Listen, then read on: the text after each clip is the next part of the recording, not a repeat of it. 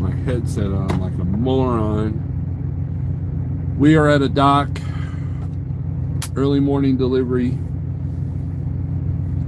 So we're using that Murphy's Law. I know I just went live just yesterday, but I have a narcissistic ego that I need to feed. So you'll have to bear with me. So that's just what we do. It's what us YouTubers do. We have egos and we have to feed them. Feed the ego. Let me get my cup. Get my cup ready. Got my sanctuary.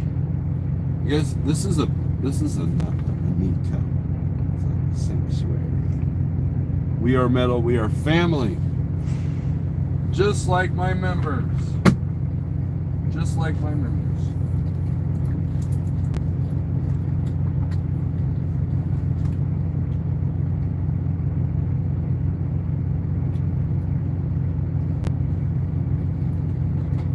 You gotta wait for the coffee. Oh, no, it's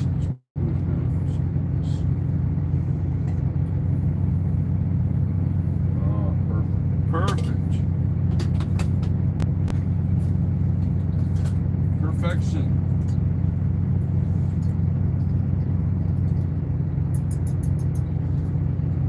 Perfection is achieved. Good morning. It is chilly. It's cold. I hate that. Oh, I got a red light. Wow, see, going live makes the light go red.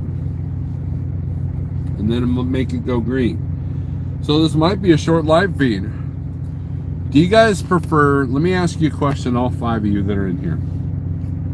Do you guys prefer when I go live for 2 hours, or do you guys prefer when I go live for 15 minutes? Oh, now we got 4. So, is my signal horrible? Do I suck? Did somebody else cooler than me go live? What's up with that? The click and goes don't have something. I was hoping to find something for today, straight through.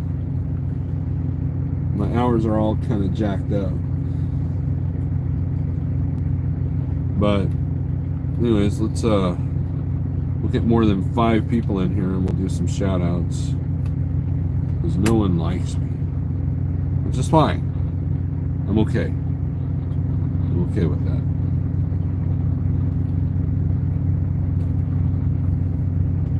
That does not sadden me in the least bit. Least bit. It's 6:47 there, right? Yeah, you're correct. TM 15, because the longer ones get political. I'm sorry, newbie. I try not to get political, but that seems to be the environment that we. As long as nobody brings it up, I try not to really go there. I know that, it was weird. YouTube was weird in the beginning. I would do these like 10-minute videos, 5-10 minute videos when I was at Landstar. And people's biggest complaint was that my videos weren't longer. And I thought that was weird because my personal preference, I don't want to hear some dude talk for a half an hour, right? But that's just, what you got to realize is that my personal preference doesn't necessarily reflect your subscribers, what they want. And so I did one video that was like 20 minutes long. It was a story about this guy that it was I met up with this dude, not met up, but I met this guy at this truck stop there in Pryor, Oklahoma, that saw my Landstar hat and had 58,000 reasons why he hated Landstar. Well, mind you that I didn't ask for his opinion. Dude had a longer beard than I do now, but it was all cigarette stained. It was white, but it was all cigarette stained. Kind of a weird guy.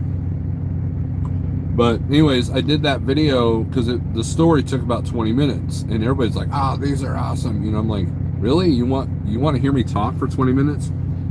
That's really weird. So, anyways, so I try not to get political. I try not, because YouTube hates that. And sometimes you guys just want to talk trucking, or you just want to talk, normal life stuff, which is fine. We can talk, if I get into the diet thing, oh man, that turns you guys off really bad. No one wants to hear that they're eating like crap. And I try not to be judgmental. Let me rephrase that. I'm not judgmental about what you eat. So, all right, so let's do some shout outs. We've got Overtaxed, mixed up. Overtaxed Minnesota, KP Law Trucking, Newbie. I haven't seen you in a minute. Hope all is well in the PNW. TM, everyone's ready for some coffee. Yes, we are. Patrick, good morning. Jose Deval Trucking, good morning. Old fat white guy says longer live feeds. Patrick says longer.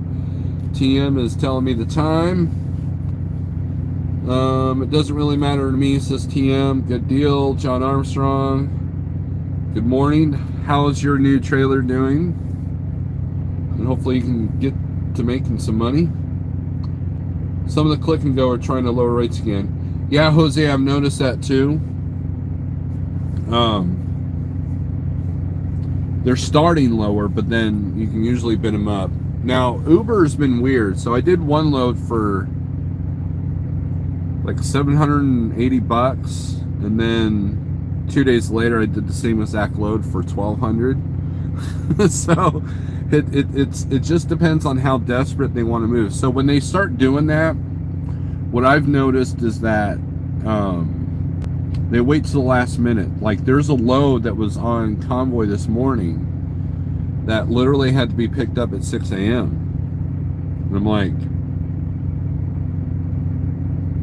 it's like 4:30 in the morning. They had a lot of money on it. I wish I knew I was going to be empty, but the reviews of where I'm at is like 2.6 stars or something like that.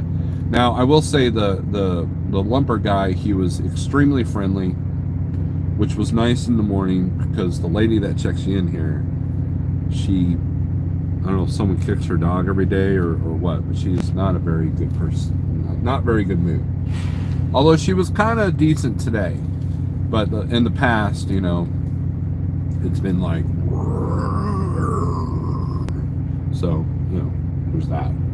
Matt K, good morning. Trucking over politics, I agree. Go live once a week for at least an hour. There you go. John Armstrong, what did you eat? SW, when? Trucking next week, have to get out of the house. Yep, Provo, sometimes you just gotta go, right? Just gotta go. Jeremy Rice, good morning. Rick Helpy, hi, Snore.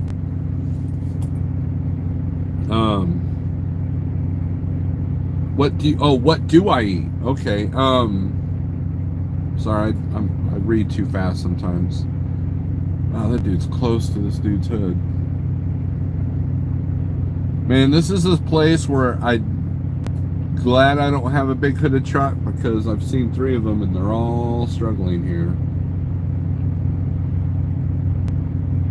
This place. I did not struggle because I was the first one to get a dock, so yay for me. SW, I am a low carb, sometimes carnivore, ketogenic diet. I try to avoid all processed foods, flour, sugar, things of that nature. I'm definitely off the sugar. That's what I eat. So I've lost, if you're new to my channel, I've lost over 120 pounds. Don't believe me, look at a video from 2 or 3 years ago and you will see the old Steve. So yeah, that dude's that's gonna be a challenge, man. So Jesse Bennett, what's up? Hound Dog, morning, y'all.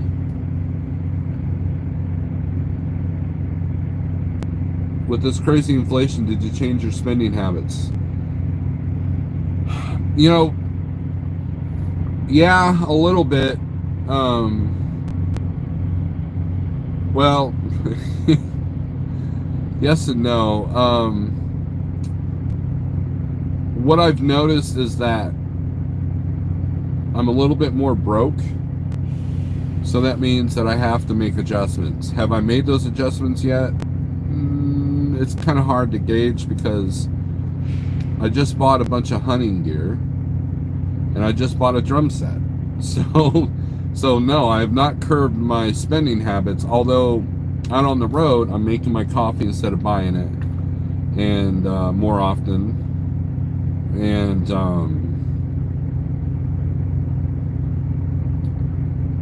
I'm eating more hamburger than steak when it comes to the mostly meat ketogenic diet. Be right back. Got to find out if Dairy Queen is open this early for coffee. Nope, they're not going to be open this early. John, make her coffee in her truck. John.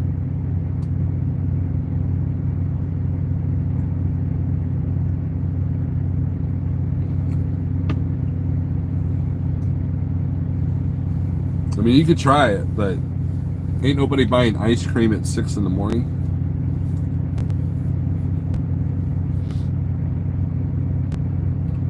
But Rick, you do make a good point. And, you know, and these truck stops are already starting to feel that. They're, you know, last week I was in a place where they were charging like almost $9 for a double cheeseburger. You know, it's one of those that you get from the heat cabinet. You know, where you open it up and you grab a foil thing.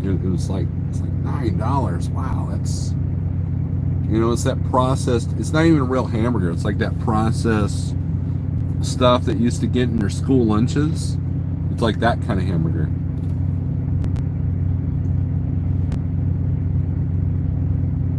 I don't think Dairy Queen has ever been known to sell coffee at all, whether they're open or not. You do need a bathroom. You might have a bathroom, but you know, where do you think they get all their ice cream from? Ha! Ha ha! That's funny. I do just gotta watch that yellow pole. But yeah, so yeah, spending is going to definitely be curbed as soon as I stop buying crap that I really don't need. Now the hunting stuff, I guess, you know, I kind of need that. But we started buying a lot of food and stuff for the freezer, and we're gonna go and buy a bunch of meat, like a cow. And we go in halvesies or quartersies with somebody, a couple of people in town, and you know, if anything, we'll have meat for a year, and we can get away from these raising prices. It'll be interesting to see if this levels out at any time. But the inflation that is on my mind is equipment. Trucking equipment. There was somebody that asked a question in Trucking Education Network's Facebook page. And I kind of had to tell them they have some challenges because they want to get into the business. So we can get into the trucking business stuff. So if you're new with the CDL and don't have very much experience, and you want to buy a truck and you want to be in the spot market, you want to choose your own freight, and you're definitely, I'm not saying it's impossible, but you definitely have some challenges ahead of you. Financing is going to be an issue as these prices get higher and higher, and the banks are feeling the pinch as well. Financing a new or even used truck, you're going to need more money down, and a lot of banks need you to show an amount of money in the bank. I know that's how Lone Mountain works, is you have to show a certain amount in the bank, and you need almost like 25% down, and then if you want to get your own authority to bypass the whole recent OTR experience, then your insurance is going to be through the roof. As John can tell you, Team Tiny can tell you, that is definitely not the way to go, in my opinion, because if you buy a $200,000 truck and a $60,000 trailer, and then you're paying 40 grand a year for insurance, and you barely have any OTR experience, that and you have kind of bad credit or not stellar credit, you ain't gonna make it. Now, you can prove me wrong, but what most people need when they go into a business or when they get into trucking is you need patience, right? When I came into trucking, I looked at as, my original goal was I was going to do 1 year of OTR and then find a local job. Now,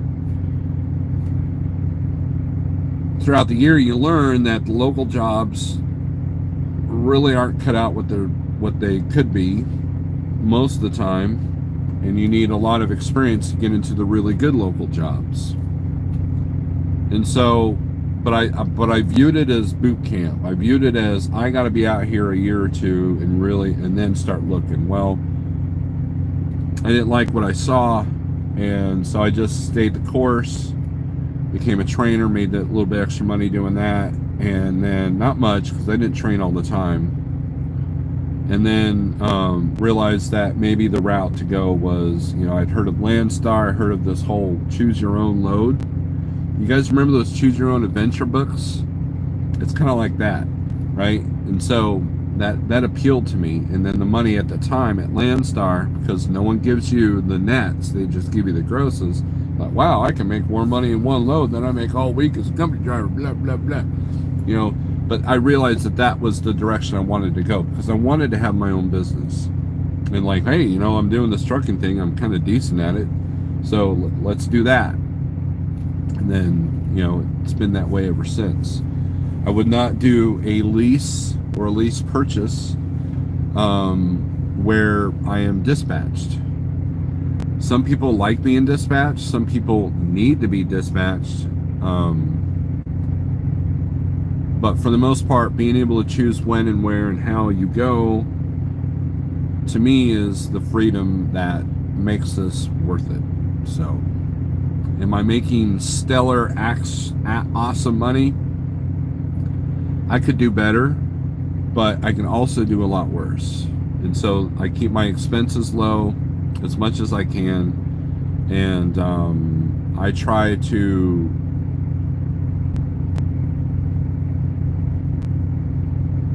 create consistency in a world that's completely volatile, which is the spot market.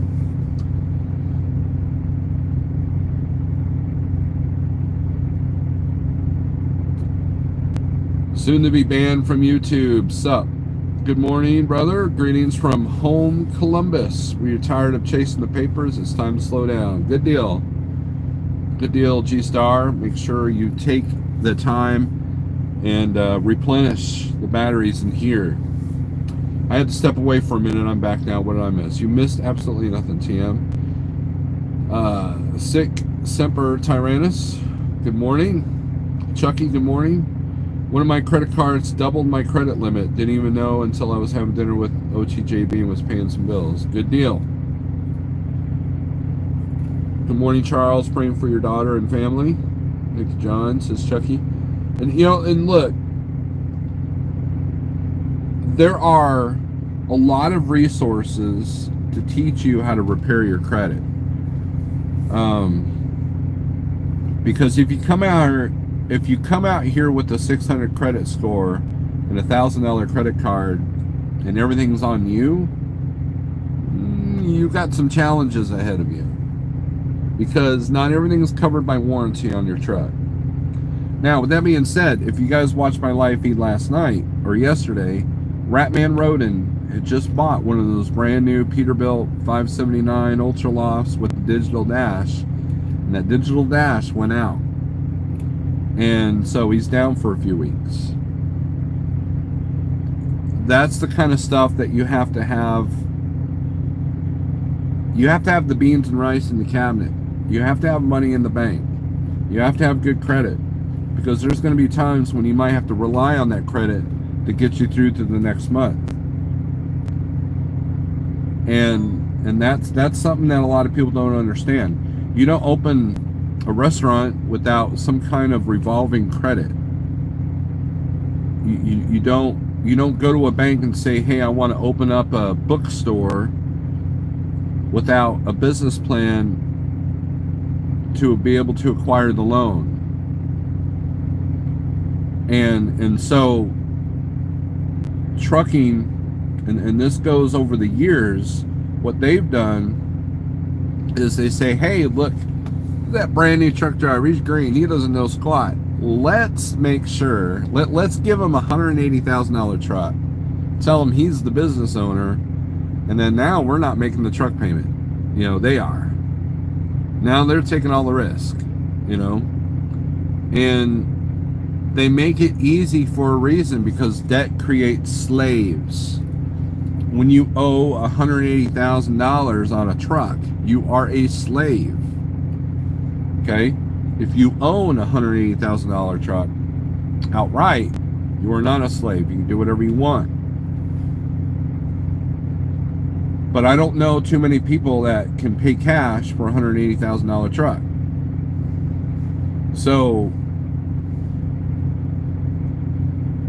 one has to be smart when you make a huge investment, because you invest, not only do you invest a big chunk of money, but you invest a lot of time. And time, as you learn, as you get older, you youngins, as you get older, you realize that time is your most expensive commodity. You know, I have 20 pallets in this trailer.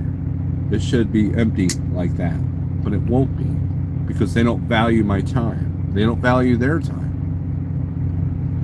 And, you know, if you got little kids at home, you're going to want to see them grow up. You're going to want to see them. You don't want to, like, wake up one day and realize that you missed your kid's childhood. And so time is your most precious commodity. And so the more freedom you can have out here by keeping your debt to a minimum, not working for a company that wants you to stay out 3 months at a time, you can enjoy your time, because we're all, you know, because eventually you sacrifice so much time that you're not happy. And when you're not happy, you make bad decisions.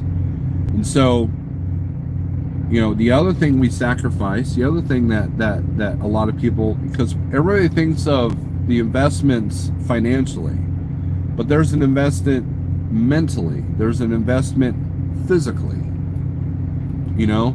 And so if you're not happy, you don't eat right. You don't eat right, your health goes to crap. Next thing you know, you got a nice, beautiful, polished, awesome truck. But at home, your relationships have suffered. Your kids don't recognize you anymore. And you're about 400 pounds with diabetes, or with the purple legs thing going on. And what do you got to show for it? A nice, shiny new truck that you are a slave to. So these are the observations I've made. And so don't put yourself in that situation. Pay off the truck as soon as you possibly can. And you can have revolving business credit, so your business credit still looks good, it still looks active, without having to keep truck and trailer payments going. Because when crap hits the fan in your personal life, and it will, because you'll have a death in the family, you'll have a kid that gets sick, or you'll have, you know, a flood hit your house, or the roof gets caved in, things that are out of your control. will happen. How are you going to pay the bills when you're down a month dealing with that? And then warranties, they're great for minimizing costs for repairs, but they don't help you with your downtime unless you got a spare truck laying around, which most of us don't. Now, if you're leased on to a big company, they might give you a spare truck, and they might just put you in a different truck. That's one of the advantages of leasing. However, leasing, you have less control depending on who you're leased on with. So, these are just observations. Do not take them. You must take them with a grain of salt.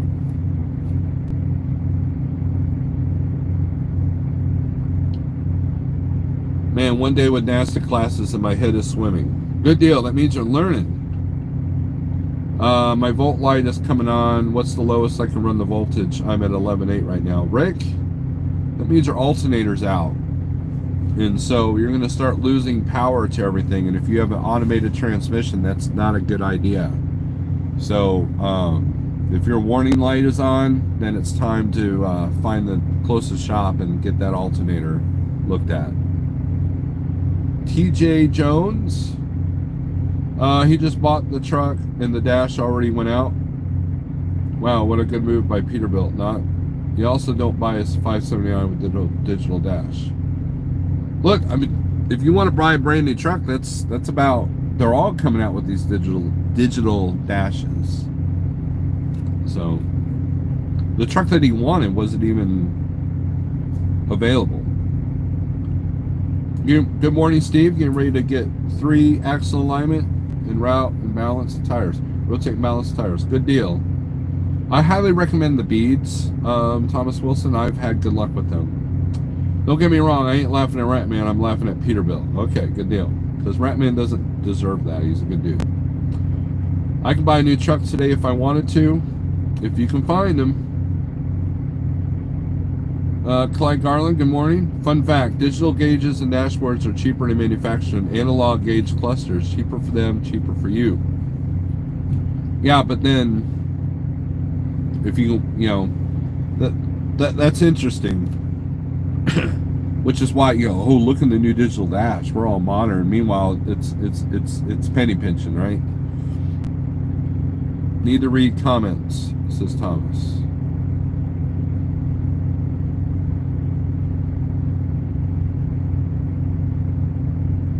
It's amazing, Thomas. Huckabee was great. 6 of one and half a dozen with the other on TM. So, wow, that prime truck got unloaded very quickly. They haven't even started me yet, though.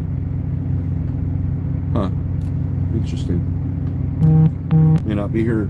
I figured I was going to be here 3 hours, and so that's kind of important for my hours. So. Guy next to me, though, he's been here longer than me in Prime. Damn Prime trucks. Probably got special privileges. So look, there's a lot of people that want to get into this business that really aren't ready.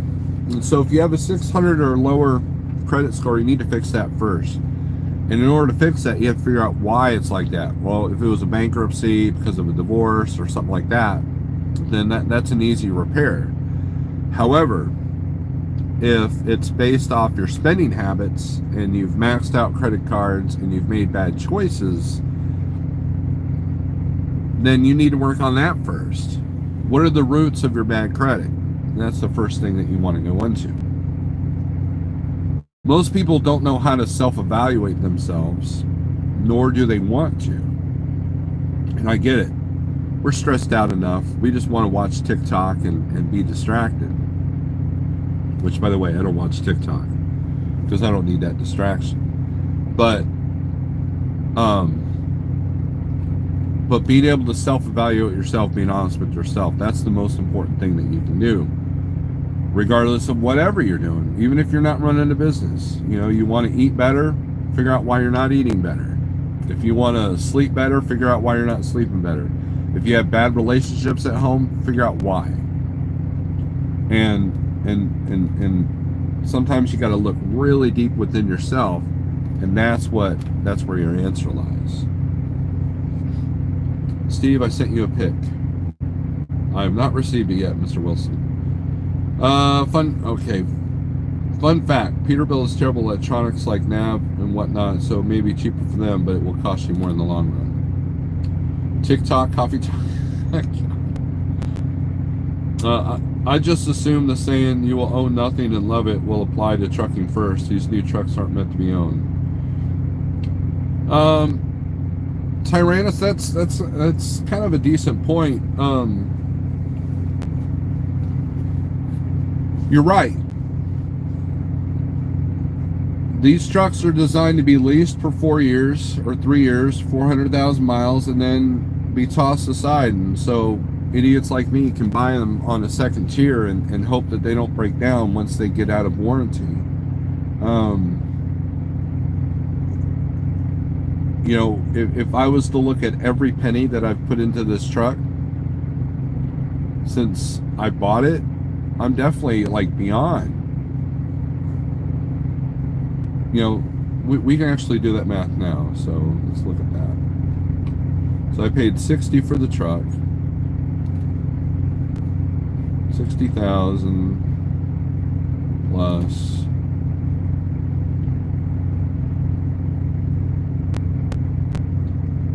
15. Let's do this here. 15,000 times 4. The 60,000 plus 60,000. That's so I'm 120,000 into this truck. So when people say a new truck doesn't cost more than a used truck, they're actually kind of right. But where people are going to start struggling is when you're paying new truck prices for used trucks. I paid $60,000 for this truck, whereas the same truck today is about $85,000 to $100,000. That's the inflation that's meant to put you out of business.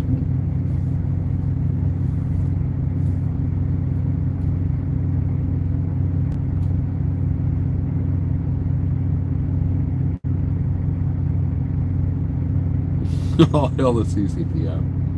Glass, please. Okay. Limiting fuel to 50 gallons in Eastern PA starting today, Sean. Is that TA Petro or is... Because I know that TA Petro's got like a supply issue out west. Look, there's something weird going on because, you know, back in the vid world, and I can't look at that picture that you just sent, Thomas, because I'm on the phone that we're... If I look at your picture, it will interrupt the live feed.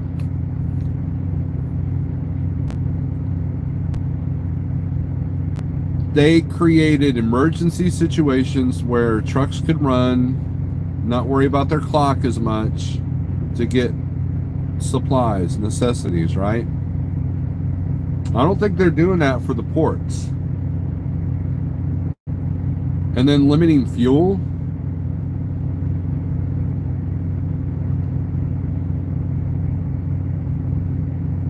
Something doesn't sit right.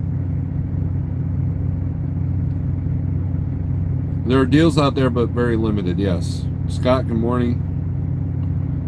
With all the emissions crap on these new trucks, they're not as reliable as they used to be. I'd rather lease. Yes, beast mode, that is true. Look, that's why most of these companies do leases, and that's why even the big companies, like I know a 150 truck company that technically lease the trucks, they don't buy them, they don't purchase them. Still a good looking truck, Steve. I sent you a pic. Gotcha. What you weren't factoring in is at some point the new truck will be old and you'll be spending that same money. That is true. That is true. The man with many names.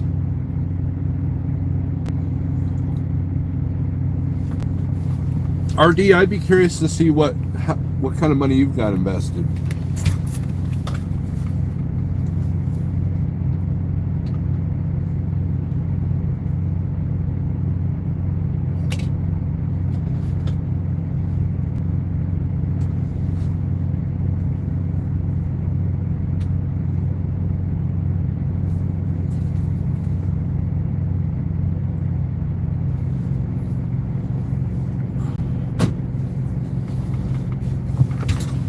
heat on in here. It's freaking cold this morning. I had a wind chill.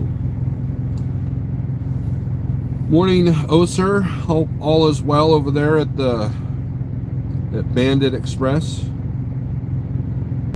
Where you roll the dice is if you've owned the truck since new, so you know how it was treated and maintained its whole life. That is, look, that's valuable. It's very valuable. I was very blessed, and I have all the records to this truck since new, because it was a prime lease, and most of the work, if not all the work, was done at MHC in Springfield, or MHC in general, MHC Network, all the warranty work. So I was able to have all the records when I bought this truck from Joplin. Randall, how's it going, man? Hope all is well. I was thinking about calling you and checking up on you. I haven't heard from you in a minute.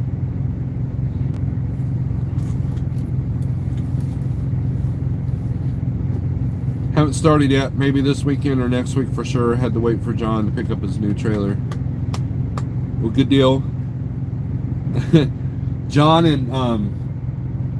was sending me pics of him and James Best. It's the same thumbnail that they used for James Best's rant last night. And I said, welcome to Redline, because he's got that Redline trailer. We've given James Best a lot of crap about that trailer. So now we got to give it to John. So, John, prepare.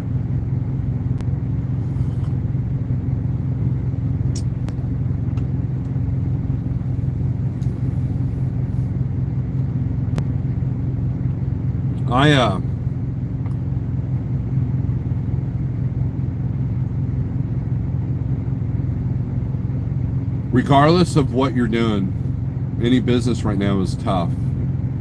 It's all about marketing. It's all about keeping your costs down.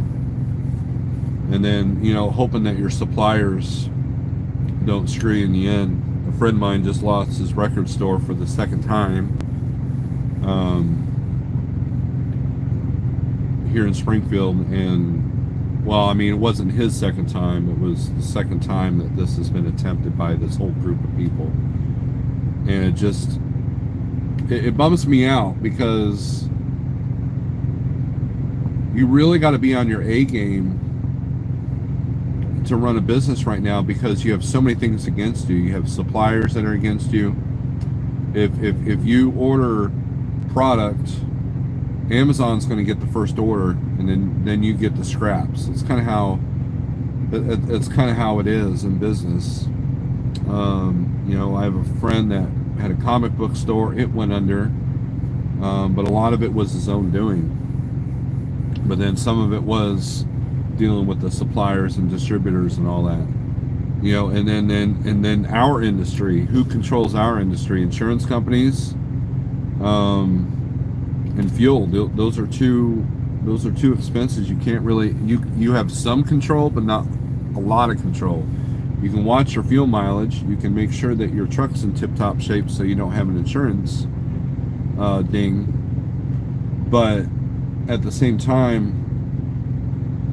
if, let's say you got 5 drivers under your authority, that insurance could call you up and say, hey, you know what? Things have changed. You now owe us $20,000 a piece for each truck. They could literally double your rates. And then you're either forced to get rid of all your contractors or pay that hefty amount of dollars.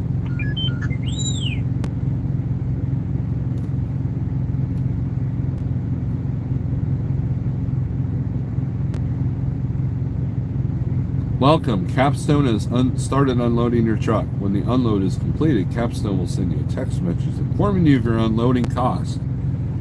In the text, you will also receive a link to a Capstone payment portal with instructions for completing your payment without needing to leave the truck, because we're diseased.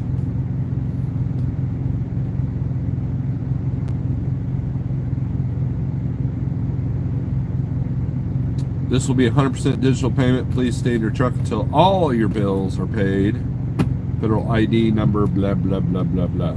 I was already informed that I will not be paying anything, so... Even if you can afford to buy your equipment cash, you still got to work hard to recover that money. That is true. You don't just buy a building and leave it empty. You don't just buy a truck and not run it.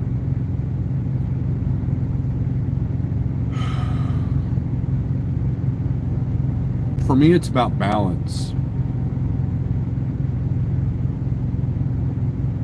You want to have freedom, but you don't want to have too much freedom where you're not working. I've been guilty of that at times. There's been times where I should have been working harder and I wasn't. And it's bit me in the butt a few times. I'm not perfect at all. Not at all. I have my issues. I have issues, man. But at the same time, I know what works and what doesn't. And I do know that the powers that be are making it harder and harder for the one truck authority or the one truck, single owner operator like me. And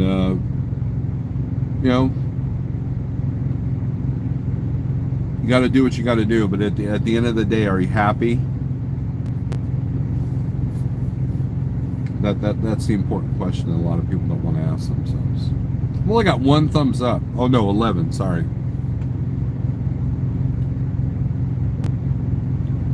I have this unnerving feeling I need to get out of the truck before a four-wheeler wrecks me out. Law of averages with the amount of bad drivers makes me want to sell it intact. Yeah, I mean, I know people that have gotten major wrecks, and that was it. That was enough. Usually, if you have a head-on collision where someone died, that's usually what takes people out of the game as far as, being able to drive, wanting to drive.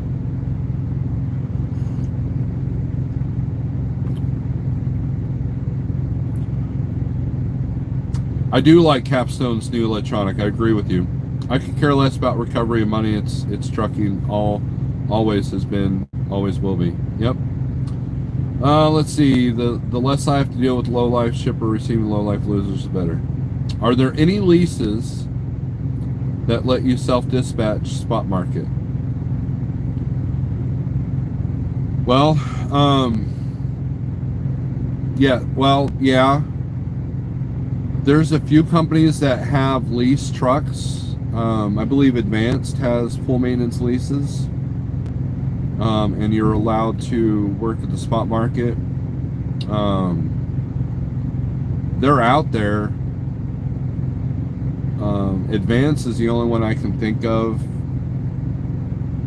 that I would recommend. There's a couple others that I wouldn't recommend, so I'm not even going to mention their name. But they're out there. You just got to find them. Facebook is a really good resource for finding companies like that.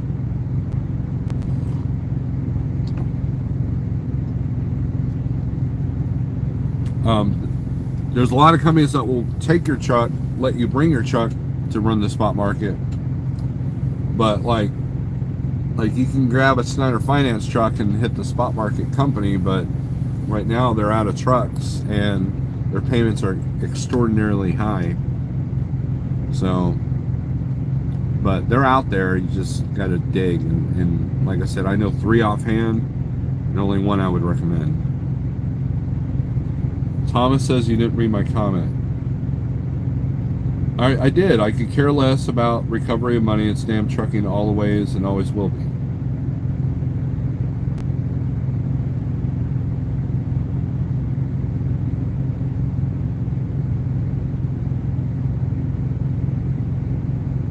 On maintaining truck.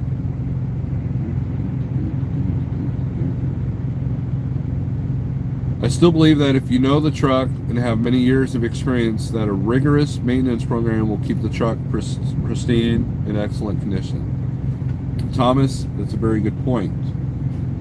Thomas, if I had to buy a used truck right now, Thomas would be the first one I'd call, because I know that he's kept his truck up.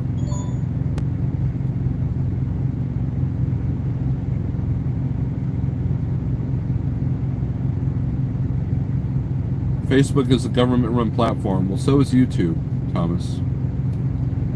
How legit is Sage News? Well, by legit, what do you mean? Um, he does know the world of brokering. Maybe not dry van as much, but I mean, he's definitely a heavy haul guy. And every bit of news that he puts out there, he's giving you the same articles that you can look at yourself. He's one of those guys, don't take my word for it, here's the article, which is important in this day and age. And then you can make judgments based off yourself. A lot of the observations he's making makes a lot of sense. So,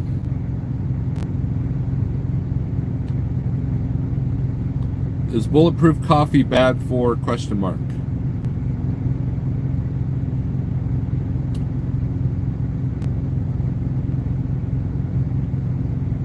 I appreciate Eric's Sage News information, and he makes a lot of good points.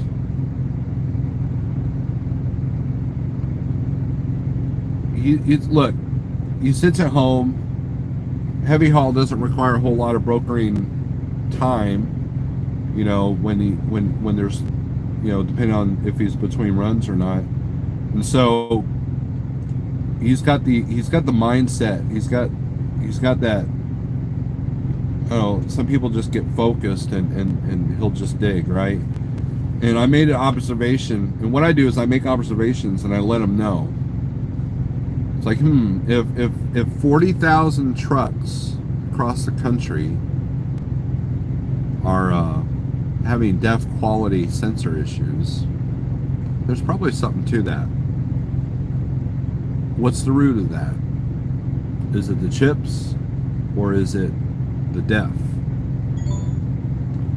And so he dug into that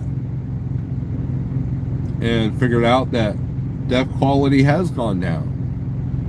DEF supply has been screwed up, and a lot of it comes from overseas. So, you know, those are the kind of observations I make to him, because he's not out in the world. He's not out, you know, he stays up in his home in the middle of the woods with all the deer and cats, and makes his observations. You know, he needs people like me and Sanborn and some others to kind of let him know what's going on out here.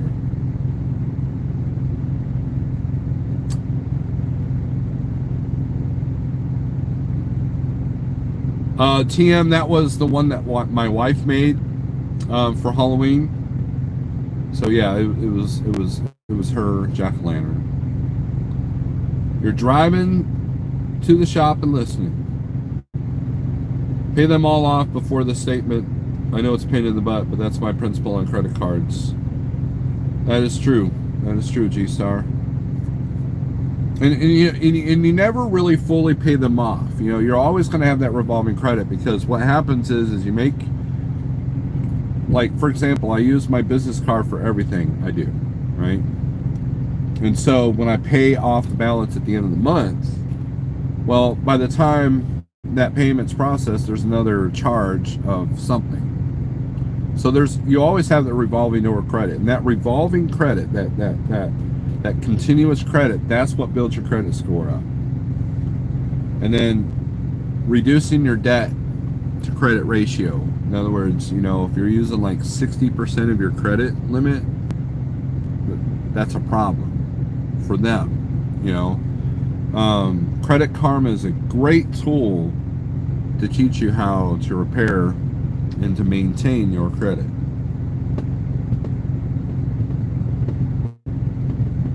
Diesel fam, what are you asking about bulletproof coffee? I just paid off all my CC credit debt. Felt great. John, you and I have talked, and I've given you the tools to reduce, not eliminate, but reduce the amount of stress that you feel. And the more you can do that, the more level-headed you can be, and the better decisions you will make. And to be able to sit in a hotel room or a shop at a truck, you know, truck shop, lounge room or whatever,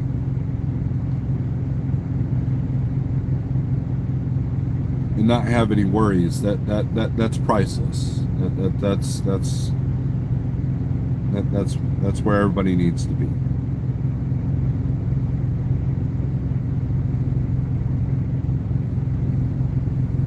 But a lot of people are like, oh, you got to have a good work ethic. You got to work hard. You got to work hard. You got to sacrifice. But yet, no one's willing to curb or sacrifice things that they spend money on. And so, to me, it's wasted. To me, it's imbalanced, right? If I spend $100 a month and buy an expensive coffee, but then turn around and say, well, I stay out 30 days at a time. Well, how about you eliminate some of the, curb your spending costs a little bit, and you won't have to stay out 30 days at a time. So it's to me, it's about balance. And and everybody's like, oh, you got to work hard. You work hard. Steve, you don't work hard enough. Steve, you don't sacrifice. Steve, you just do the easy stuff. That's absolutely true. There you go.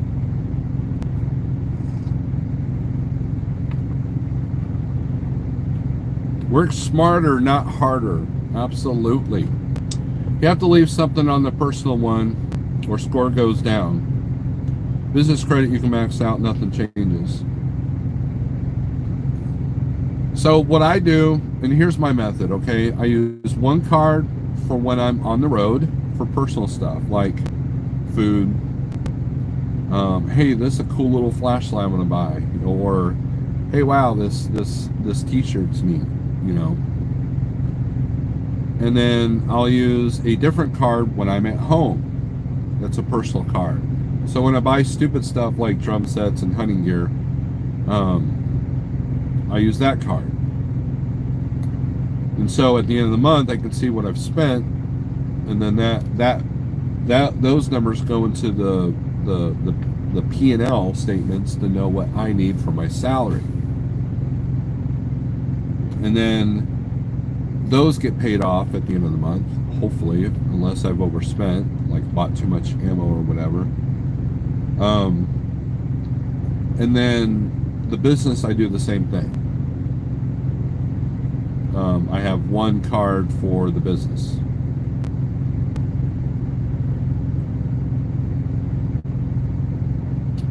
The problem with the depth level sensor, it's like every other electronic part on these trucks made in China, right? Use your credit card like a debit card, paid off every month, your points will skyrocket. Work for me. Yes, Jim Crow, I have a card that I've done that with, and I've literally had like, well, not only that, but my business card as well. I've got like lots of money back from those fees. Value engineering, made in China. And yes, I pay them all off every week, except personal. I leave at least 5% balance per score to stay in that high 800. And that's what I do. Like I said, by the time I can literally make a payment at home, and then like the next day I'm buying something. So there's always something on there. The EPA has single-handedly destroyed this industry.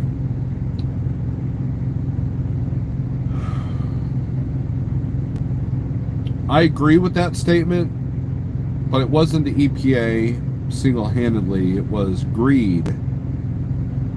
Because here's what they figured out. It's like, well, we need to clean the air. Well, let's develop this expensive system.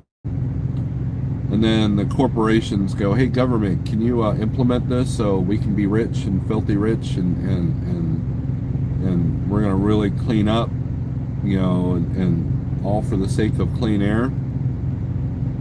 Now, anybody who was ever in Los Angeles in the late 70s, early 80s knows that air quality was definitely a huge problem at the time. So something had to be done. But just like all other mandates, they missed the point.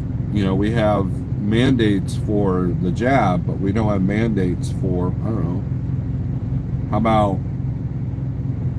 about free, well, not free, but how about, making diabetic medicine affordable? How about making chemotherapy treatments affordable? But the EPA standards on these trucks, that's what's hurting the industry. That's why you have all the issues with California. California is the root of a lot of the regulations that we have in these new EPA trucks. However, you see all the problems that California has. At the end of the day, it didn't solve anything. All it did was make people rich, make the rich richer, and it made the poor poorer. I've got a bunch of business credit, can never have too much.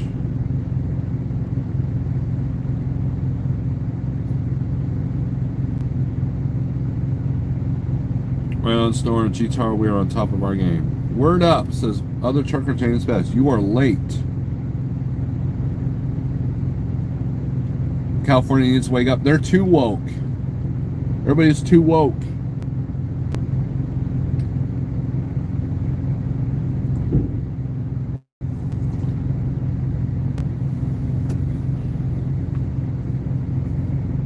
Look, there's a lot of business models that have been unsustainable, that are unsustainable, that are now failing.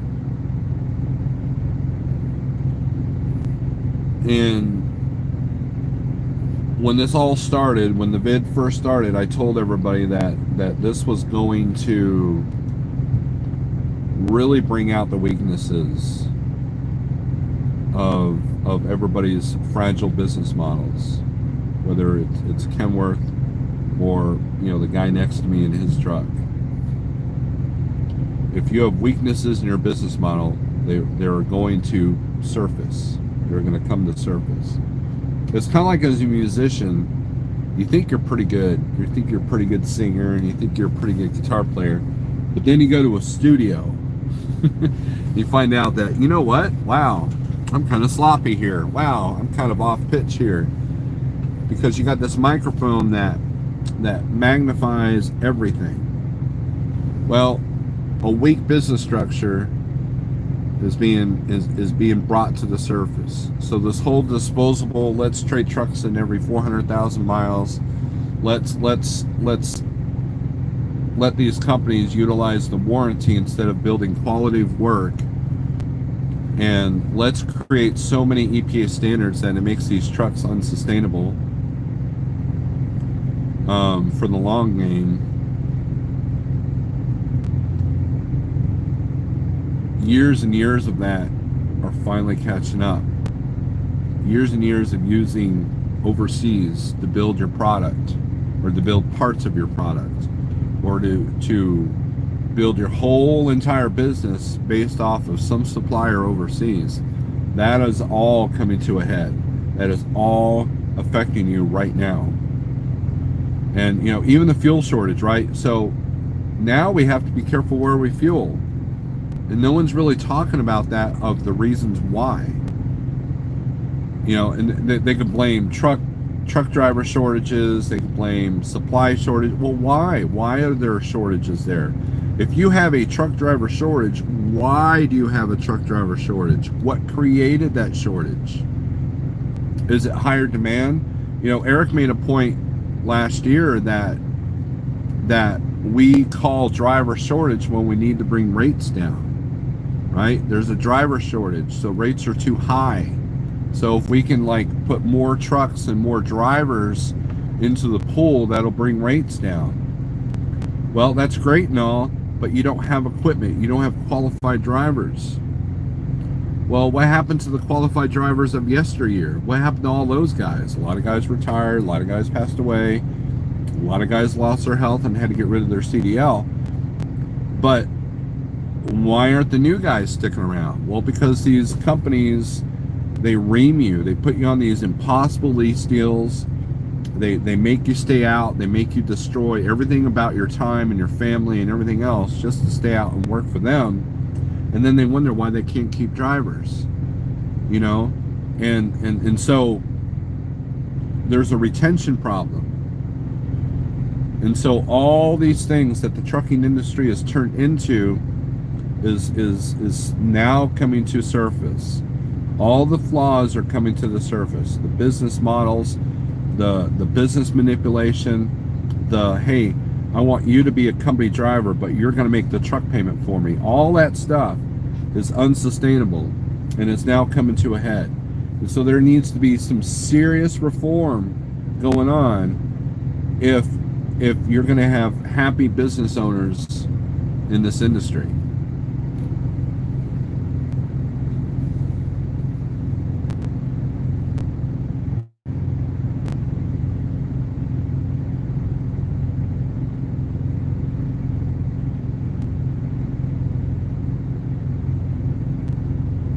Let's put them to sleep. That's funny. High school should have finance class, but I get it. The government needs to keep us dumb and poor when it comes to money. The school system has failed. Well, depending on how you look at it, they've succeeded in creating slaves. But I'm telling you, I have 3 kids. 2 of them are out of school now. And I'm telling you that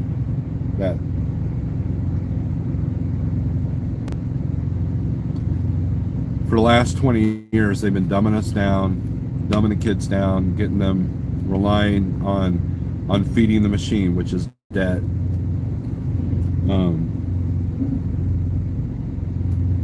Dude, watch your tail swing. Because we want good slaves. We don't want people to be independent thinkers. I had a finance class when I was in high school. It was probably the most important class I've ever taken. They taught you even how to do the easy form, tax form. They taught you how to balance your checkbook. They taught you how to even order a car custom so you could save money from just the showroom. I mean, it was a really great class. In fact, business, they make you have a lot to qualify for places like Walmart, Sam's, and large amounts on credit cards they will deny you. Jim, I had accounting in high school, but my son did not. Keep us down. In fact, a second language isn't mandatory either. I had accepting in high school to James, my grandkids, all kinds of trade stuff in school. They live in Naperville, Illinois. Accounting, okay. A lot of the older trucking companies that are doing things old-fashioned way thinks it works for today's driver, and it doesn't. That's absolutely true. Kids ain't ready for life anymore at 18. James Best, you are absolutely spot on with that statement. Spot on. Carlisle OC breakfast, not including the 35%. I never ate at the Carlisle. I always had breakfast at the Dallas, which is different now, and then Indy. Back in my carb days, Indy had the best breakfast burritos. I don't know if that they're still there or not. I'm a live, let it burn. I'd rather rebuild than continue the course. Now the grandkids live in Arkansas, don't know nothing, not even the Constitution. So these are the things that everyone needs to look at, is the roots, right? Of why you have a problem. You know, if you have bad credit, what's the root of that? You have a driver retention problem, what's the root of that? You know, I was discussing with Jeff yesterday about a longevity bonus for like trucking contractors. Because retention is important. You don't want to do the application and the, you know, and all the stuff it takes to bring on a contractor. You want to do that all the time. You want to keep drivers there, right? Now, a lot of our drivers went on to get their own authority, and so that's something, you know, you can't really fault them for that. But I do know that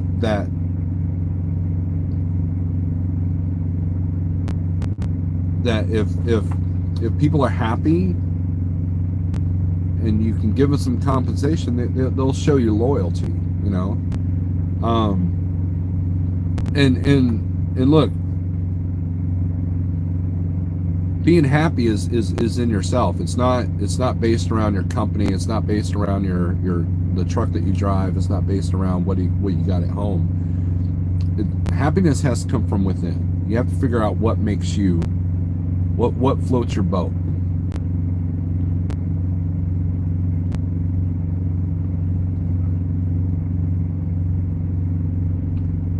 Jacob E says, credit cards are great if you know how to use it.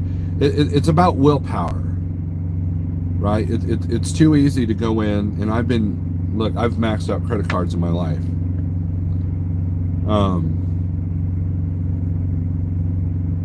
It's about willpower. It's really what it is. It's too easy to like, just swipe this and be done with it.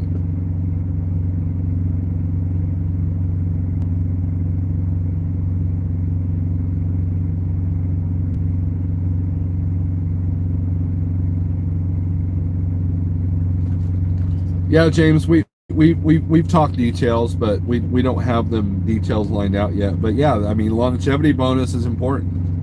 You know, so for you fleet owners, look, if you got 5 drivers and they've done very well for you, they've never given you a bad out of service. They're on time. They're good with their paperwork, and you know that they're safe drivers.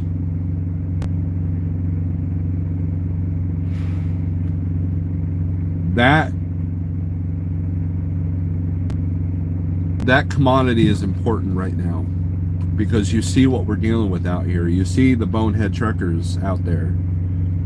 There's a lot of people making bad decisions out here that go down the wrong roads, you know, which I've been guilty of. But you know, being able to handle yourself in any situation, you know, how do you handle backing into a place? How do you handle if you go down the wrong road? How do you handle shippers and receivers and brokers? You know, are you good with your paperwork? You know, are you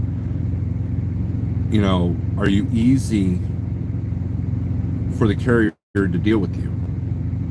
You know, even, you know, company guys, you have that same control. If you make it easy, you don't become a Chihuahua. You become a German Shepherd. You only gripe when you need to gripe, not to gripe about everything. The more you can get along with the dispatcher, the better, easier things will be. It's sad. It shouldn't have to be that way, but that's how it is. It's no different. You know, I got along with all but one of my dispatchers when I was company, and the guy that I didn't get along very well with, he ended up quitting anyways. So, because he just didn't have his stuff together.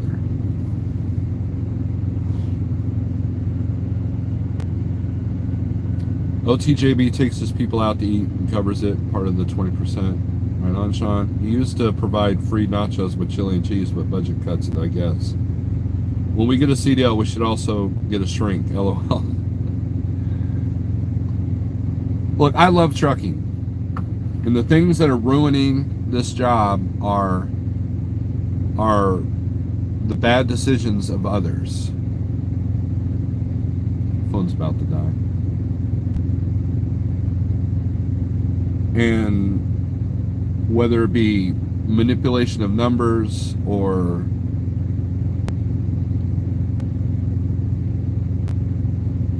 I don't know, there's a lot of things ruining the joy out here. And so a lot of that, you got to figure out what makes you happy. You know, minimize the times. Like you know, I'm at a grocery warehouse. I very rarely do that, but I'm at the house too. I'm in Springfield, so not at AWG. I'm not that dumb. Did that last week, but this is still a grocery warehouse, and you know, I knew what I was getting into coming in here. But it was all on me. I decided to do this. Now, as a company driver, you might, well, man, my company hates me. They send me to AWG and I spend 8 hours every single time. You know, and it's easy to take personal offense. You become a narcissist out here. That's the thing with trucking. You become a narcissist, and then YouTube just magnifies it, right? So So you take personal offense to everything. Oh, how dare he send me into this? Doesn't he know how much I help this company? You know, so there's a balance. You don't want your drivers to think that they rule your company, but if you have a good driver, you want to make them feel important. And there's several different ways to show that.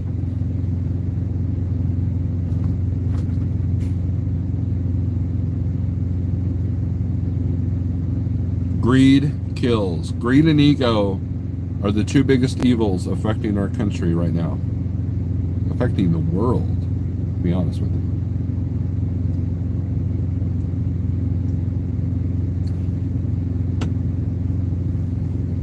You got to get right. You got to have faith. You got to be in a position where you can take anything that comes at you and you can charge into it and you can fight it. Be a warrior. If my wife called me and said, "Hey, I just lost my job," I'm like, all right, I'm gonna step up my game. Now I'll take that load to Washington if I have to. I'll take that load to Pennsylvania if I have to. Because I've been there, I've done that. I've done all of it. I've done all the states except for Nevada. I don't know why I haven't been there yet, but you know, maybe I'll take a load out there just to say I've done it. But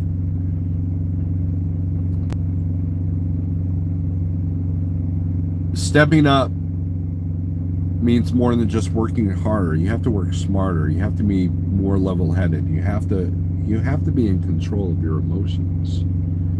It's okay to beat the steering wheel and yell at somebody. It's even okay to flip somebody off at times because they probably deserve it.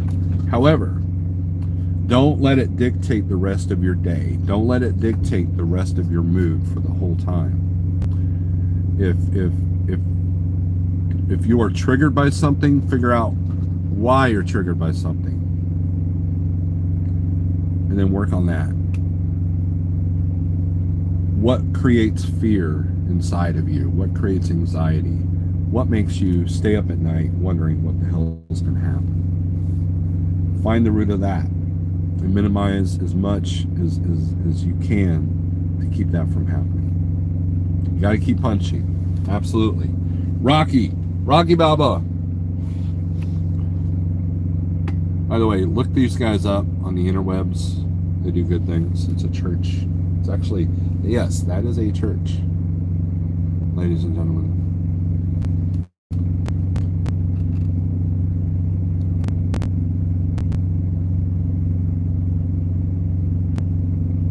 Yes, we do get Christmas gifts, Sean. Last year it was the Hot Logic Mini and a mug, and this year Jeff's working on some Yeti mugs. And maybe hats. I haven't been able to talk him into hats yet.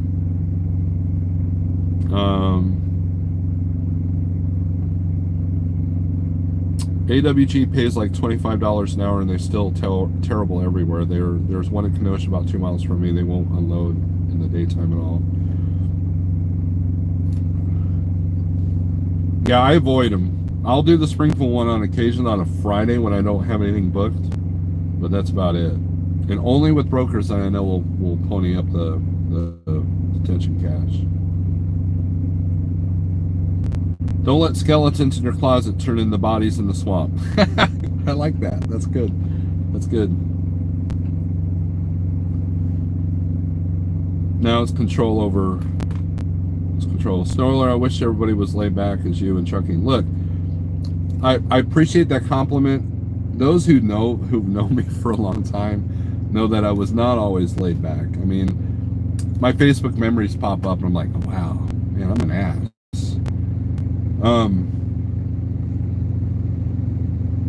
And like I said, don't get me wrong, I'm not perfect. I have my moments. I have my moments. I was this close to having a moment yesterday at the shipper when I was treated horribly. I wanted to tell the guy to go F himself, but, you know, keep your emotions in check. And this has actually been a decent load, so. I will show you this, though. Watch your parking lots, guys. Check this out. while waiting for my phone call,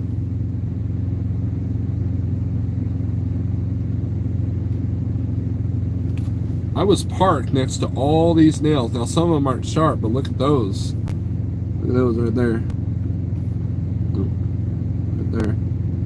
That was all in front of my truck. All over the parking lot. Like, what the hell's going on in here?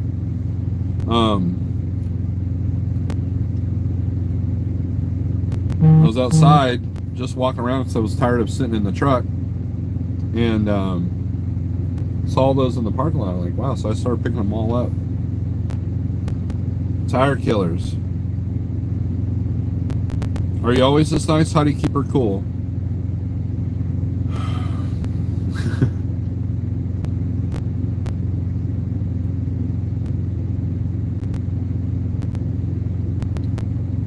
I try to put myself in other people's shoes. If someone's really rude to me, I think back, well, you know, how many truck drivers have irritated me because of one reason or another? I think understanding the human psyche, I think that's a big part of it. And I've spent a lot of time in meditation and prayer that just kind of keeps me grounded. You know, I have a mantra that I say to myself if I'm in a stressful situation. I'll give you an example. So there was a time where I had to do like an angle dock, you know, when your truck's at an L, but you have to be square with the dock because just of how it was. It was in Baltimore. I tried for 15, 20 minutes, couldn't get it in. This was years ago when I was company. And I was beating the steering wheel. I was so angry. I was just like, rawr. You know, you got to remember, I used to be a vocalist for a death metal band. And so, you know, a lot of anger came out in the music, right? And I took a deep breath, just stopped what I was doing, said my mantra a few times, and then got it in the first time when I just had time to collect my thoughts. So taking a pause sometimes when things go wrong is helpful, because we all hit that panic point, you know. At some point, you know, when I got lost in that video where I got lost, I had to calm myself down. I had to sit there like, okay, we don't want to end up on Twisted Truckers. We don't want to end up on Bonehead Truckers. So I just need to figure out a plan. What's the worst thing I can do now? Is to panic, you know. So I didn't panic, and you know, I got through it. So understanding yourself and understanding how other people think. Like, you know, for example, you have someone that's not very good at English. Well, imagine, put yourself in the shoes, like, let's say you decide to go to Japan and be a truck driver. It would probably be very intimidating, right? Or any foreign country. So you got to have a little bit of empathy for that. You got to have a little bit of like, you know what, that must suck. So maybe I can help this person out. And then they in turn become better. But maybe they've had 15 people before them get all frustrated, and therefore they don't want your help. They don't want they have this screw you attitude. And I think that's part of the problem with the trucking industry now, is all of us have this screw you attitude. I ain't helping you.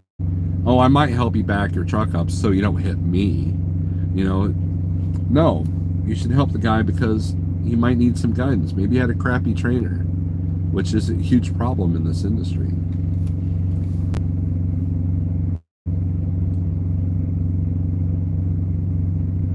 I always pick that stuff up when I see them at shippers, receivers, and truck stop parking lots. Flat tires coming in their day in their pocketbook in a hurry. Yep. Oh, sir. What I'll do is I'll throw them in the trash. But if I'm walking along the parking lot, I'm not going to put the nail in my pocket. I'll throw it in the grass. So, or throw it in an area where there's no vehicles driving. What do you think the best scenario would be to get more truck parking?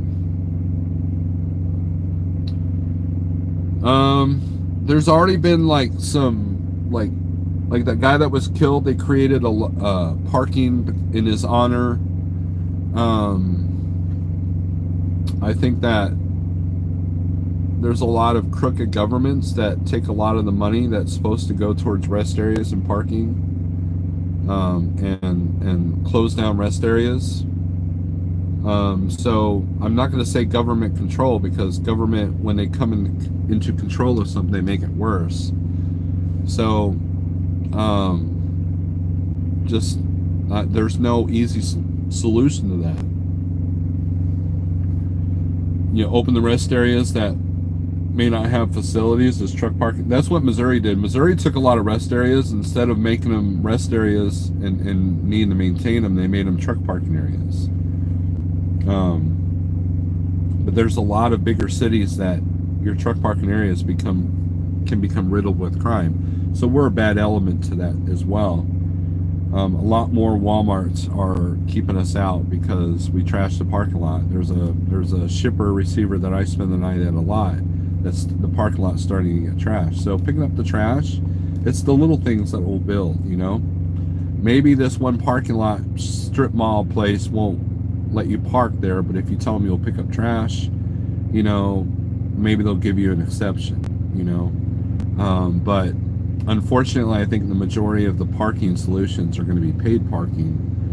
And so investing in a big lot and putting some gravel down and a gate, I think is a great investment right now. I've watched 4 places in Springfield pop up, and those guys are making a killing.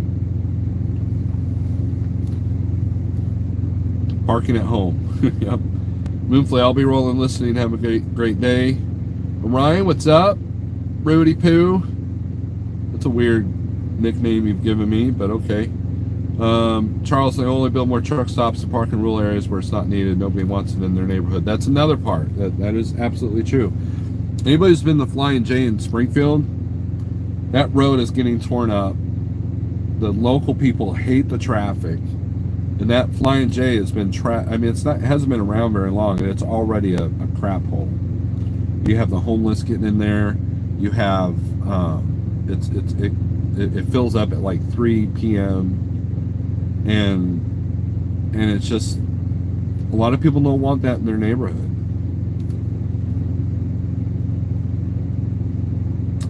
How did you learn how to sing like growling and death metal and not kill your vocal cords? John, it's like a muscle. You got to develop it. Some people have it, some people don't. It took me, I played for 20 years. So, it just got better and better. Now, I couldn't do that now. There's no way I could do death vocals now because I haven't practiced. But it's just, it's partially natural, but I didn't really learn it. I just had to do it. And you got to know your limits so you don't blow out your... It's just like, you don't sit there and deadlift 500 pounds with one arm right off the bat. You got to build yourself up to that. Well, hell, they're tearing all the rest areas out. Drove to Vegas. Most of the rest areas are closed and some are tore out. The one just north of Ardmore has been ripped out. See, and that's government intervention, because profit is more important than necessity. And so they tear out these rest areas, and then they bitch when the trucks go into town and park there. So it's a lack of understanding of our issues. We're about to lose this. All right. Different angle. So it's about a disconnect. We need to be more active. We should have perhaps pick up trash. Maybe a few good truckers can make up for the pigs. If we ignore the trash, we're no better than the guy that put it there. That's absolutely true. Nobody spends any real money inside of truck stops anymore, so they're all resorting to paid parking, the additional revenue source. And look, that I don't blame them for that. People are eating in their trucks.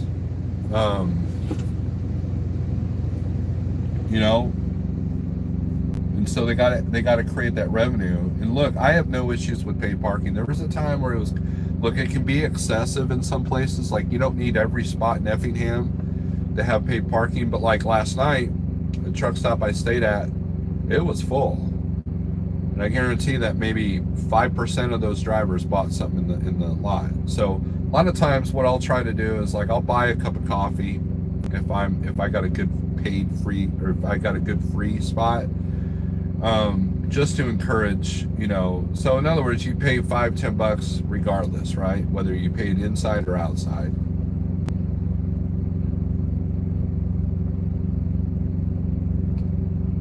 There are 0 federal laws on the books saying you can't.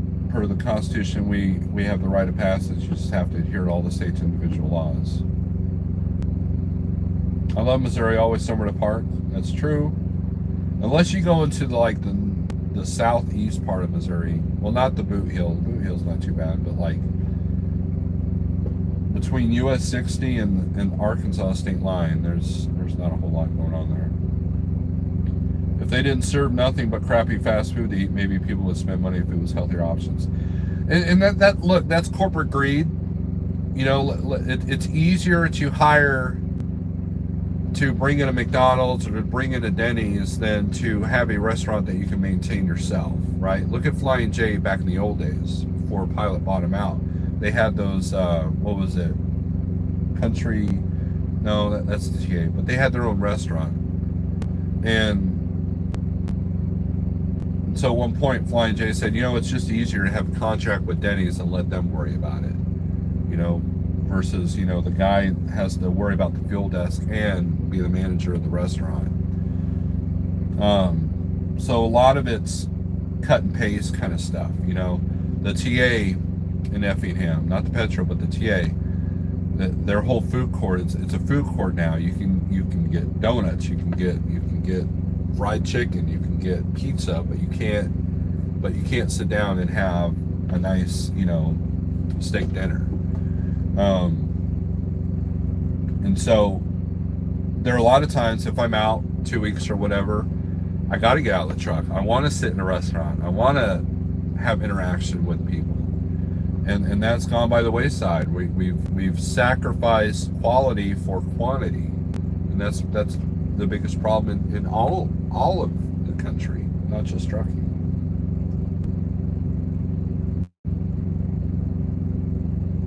Government has toll roads, why not pay toll parking? Look, a lot of the toll roads are really good about parking. I mean, that's one of the things I like about running Pennsylvania. There's all the pullover areas.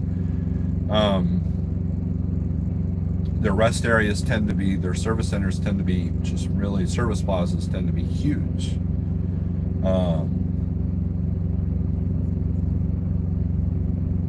And so,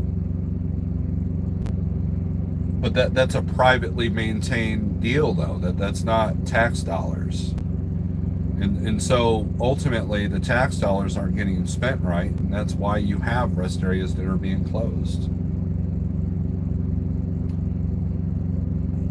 When I was a kid, all the truck stops had a good greasy spoon to eat at. That was one of the, look, I was a kid at that time too, and it was awesome. Trucking was different back then.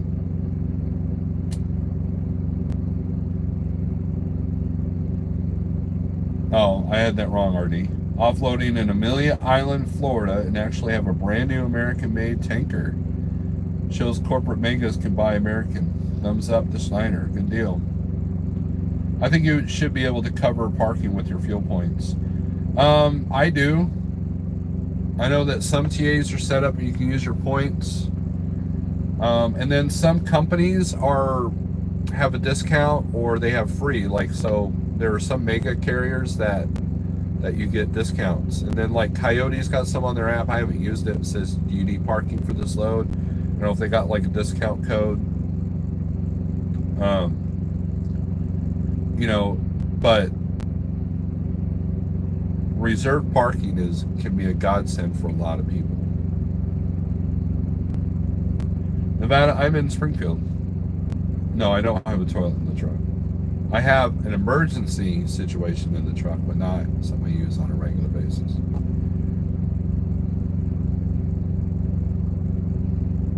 Litter box, it's not a litter box. Look, it's a camping, it's a 5-gallon bucket, and it's got the camping toilet seat on it, and it's up there. It's never been used. It's got some trash bags, and some wipes and some toilet paper in the bucket. It is for emergency use only, and I've yet to use it. When When you're regular, you don't really have any. If you're regular and you eat right, you don't really have any emergency situations. Back in the old days, truckers took care of truckers. It depended on where you were at, Charles.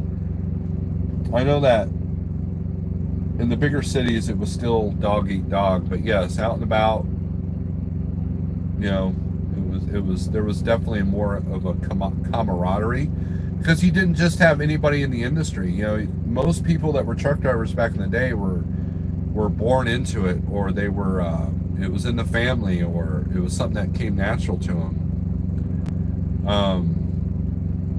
Now they can take these CDL mills, which, you know, that's another corporate thing. They're more interested in having you pass your CDL and let the companies do the training. And the companies are just interested in meeting the seat. They don't want you to know too much, because they can manipulate you. The less you know, the more you can be manipulated. The more emotional you are, the more you can be manipulated. You know,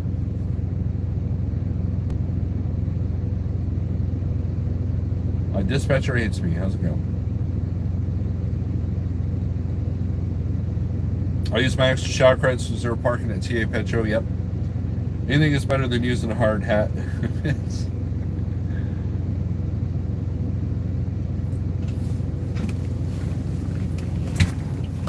I've been out here.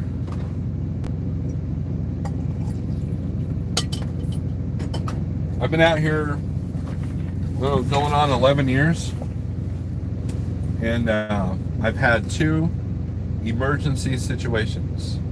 And I was fully prepared for them. Tell these young guns how Flying J Buffet used to carve ham and beef right there in front of you. Yep. Flying J Buffets, man, they're definitely responsible. Old school Flying J Buffets are definitely responsible for a lot of people losing their CDL because they can't get their medical card. That is definitely for sure. Been driving for 35 years, seen a lot of changes. Yeah, I've only been driving 11, but I was a kid. My dad was an owner-op back in the day, and so I've definitely seen a few things as well. What drives me insane is when the whole truck stop is paid parking. Yeah, I mean, but look, it's part of the cost, right?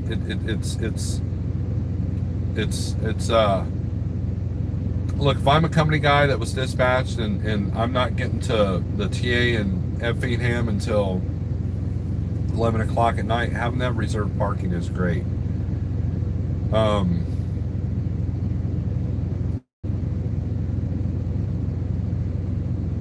In my scenario, like last night, I could have reserved the spot at the Flying J in Springfield because where I'm at is very close to it. But I went 10 miles out of route, went to a truck stop that has free parking. But I was in control of that, you know, and a lot, it wasn't really because of the cost, because when you look at the fuel at, you know, what, $3.50 a gallon, and I use an extra 12 miles, you know, it comes out about the same. But it was less crowded, more safe, less crappy. So that's a big part. My biggest complaint about most truck stops is there's no pride of ownership at these places. If I was the CEO of Pilot and I walked into a place like Minooka, Illinois Pilot, I would be angry. How can you sit there like, I am proud of this? No, they're looking at it as a cash cow. You know, chew it up, spit it out, next. You know, there's no pride of ownership with a lot of these convenience stores. Most truck stops now are convenience stores with truck parking for the most part. And so there's no pride of ownership anymore. And then staffing can be difficult as well. You know, some places want to do the right thing. They want to have clean bathrooms, but they don't have the staff to do it. You missed a lot. I've been on here for over an hour and a half there, nothing winning. You just ate a half a bottle of Tums? That's great. If I'm a company guy, their rig is getting parked on the shoulder. No, the food was healthier for you back then. Pilots and Loves and their fast food is what wrecked everyone's health. And that, look, that RD brings up a good point. Is look at our food choices now out here. You know, and look, you got less and less Walmarts letting you park, or city ordinances that won't let you park at the Walmart, or grocery stores in general. You have now you got Uber that you can use, but that's an added expense that a lot of people may not be able to afford. Or you can use Uber to go to the grocery store and grab some healthy stuff. Some companies won't let you have inverters in the truck and won't let you cook in the truck because they don't want their truck trashed. So that's an issue. And then, you know, instead of sitting down and having the salad bar with a good piece of ham, now you're okay. Well, my choices are Popeye's chicken or Sbarro pizza. I mean, it's like, you know, and I don't have a fridge in my truck because fridges are like $600 to $800. So, but you can't be quick to blame shift. They're you know, you got to try to find a way to eat healthy. My company will reimburse you for occasional paid parking. That the company I was with did that too. Of course, it was more of a rarity back then. It was mostly in the Northeast that we would have to pay for parking, and they would pay it. They'd reimburse. It's funny how Warren Buffett is a majority owner of the Pilot Flying J, and they've gotten bad. That just shows you the disconnect of drivers. Look, there's always been a disconnect of corporate to blue collar, right? White collar to blue collar. There's always been that disconnect. And for me, it would make more sense if I was a corporate guy. To me, it would make sense to bridge that gap. And that creates loyalty, because at a time when everybody's paying pretty good to get stuff done, loyalty becomes important. You know, my youngest, she works at a local restaurant, and she's finding out that the harder you work, the more that crap gets pushed on you. And so there has to be other perks to create loyalty. Because, you know, why should you be the hardest worker if all it's going to do is bring more work to you? Unless you find enjoyment in that. And I think that's another key too. You have to find enjoyment about working. Be the guy that loves to stay out 30 days at a time. You know, because it doesn't destroy everything that you love and own or whatever. And so work ethic comes from, you know, look, there's a thing about happiness being created because you feel that you're worth something. And that's the thing. A lot of companies don't want you to feel important. They don't want you to feel like you're worth something. And you can't create loyalty with that, you know? You just can't.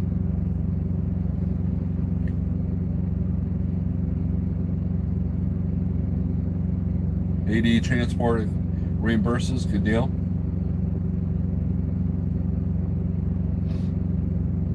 No, you wrecked your health. No one made you eat bad food because you wanted to. Well, that's the thing, though. So this food is addictive. We're stressed. You know, there's an amount of stress. Even me, there's an amount of stress driving these trucks, dealing with traffic, dealing with shippers, receivers, and so the food is engineered for it to be addictive, right? And so you can eat right, but having self-control is a lot more of a challenge. Look, I'm the last person to blame shift. I think that I've proven that you can lose weight and be healthier out here as a truck driver. But the goal of staying healthy is a lot harder because of the addictive qualities of food, because of the resources that we have. and the mindset that we have all acquired over the years. I mean, think about it. When the vid came out, what Trump had a meeting with all the fast food joints. Said, "Hey, we need to keep you open," and they're like, "Yeah, you need to keep us open. So let's make carry out a thing." And because it was more important for the fast food joints to be open than the grocery stores.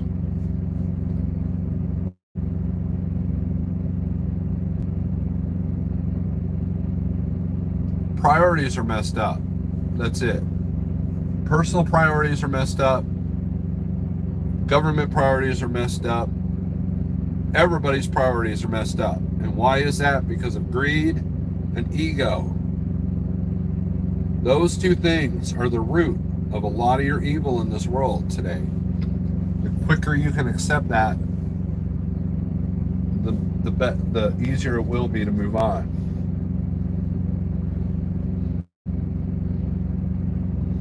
Took 20 minutes to get loaded in Terre Haute. Good deal. My biggest problem when I'm on the road is I eat only one meal a day. Charles, intermittent fasting is a thing. It's not how often you eat. In fact, eating less often is good. It's what you eat. So there's some really great resources. Look up Jason Fung on intermittent fasting and a low carb diet. Now, if your one meal a day is all donuts and then you go to bed, I'm not saying that's what you're doing, but I mean that's what a lot of people do. That could be a problem. But if you eat a good balanced unprocessed meal and then go to bed, that's a lot better than eating crap. But your insulin spikes every time you eat, regardless of what you're eating, and that's what brings on the pounds. Being overweight is a hormonal issue, not a caloric issue.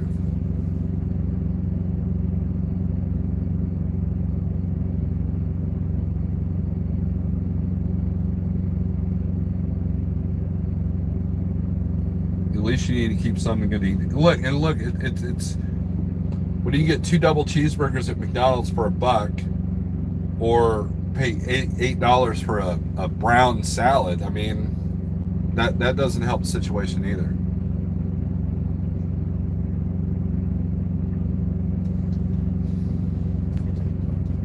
Parking at Walmart is my biggest issue with access to healthy food. So I definitely can identify with that, because if I'm running outside of my normal area, I have to hit the Walmart here in Springfield before I can depart. And keeping an eye out. Sometimes you might be able to find a grocery store or a truck stop next to a grocery store or something like that. Or sometimes you might have an opportunity, like, if I ran south, Publix hates truck drivers. Their parking lots suck. They want nothing. I mean, the trucks can barely make deliveries. That's how much they hate you. But if you can bobtail in there, you can get in there real quick, run in, run out, So sometimes it's just a matter of going to the Flying J, reserving a spot, find a paid parking spot, tell the manager that you're dropping the trailer, and then bobtail to a grocery store.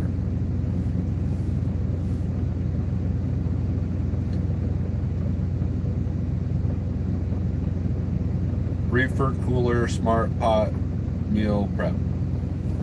And look, I need to get more on the cooking videos, because those do very well analytic wise. My cooking in the truck has been fairly limited here lately, because I have not, I'm usually doing these quick runs like this. I've been using the Hot Logic Mini. I got rid of my lunchbox cooker because it caught on fire. But I still have my fridge. I still have my cooler in here.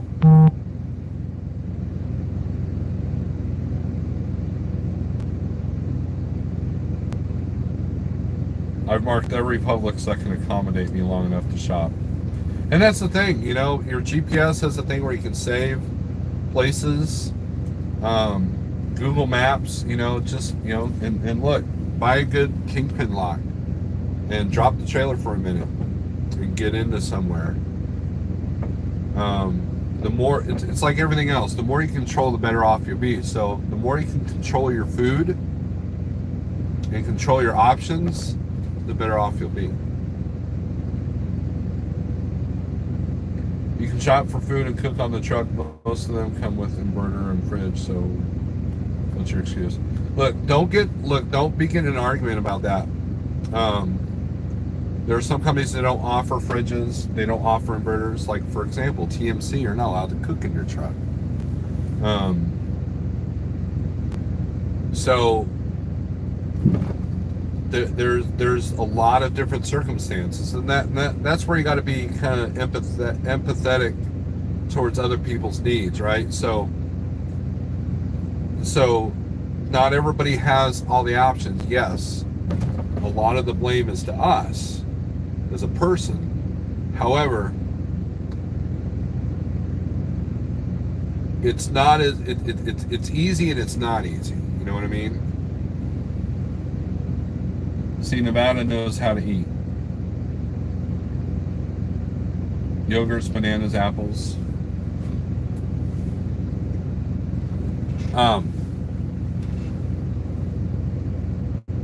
Again, it's like finding a balance. What's the root of why you eat what you eat?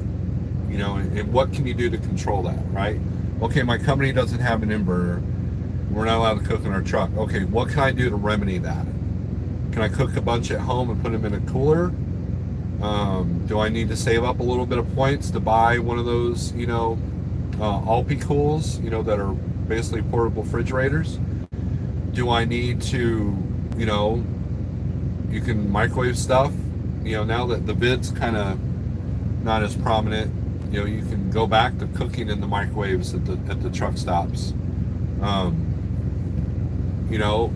know people that buy the pre-made meals, and they just throw them in the freezer when they get in the truck. There are a lot of, you just have to be able to evaluate your situation and know what would work for you.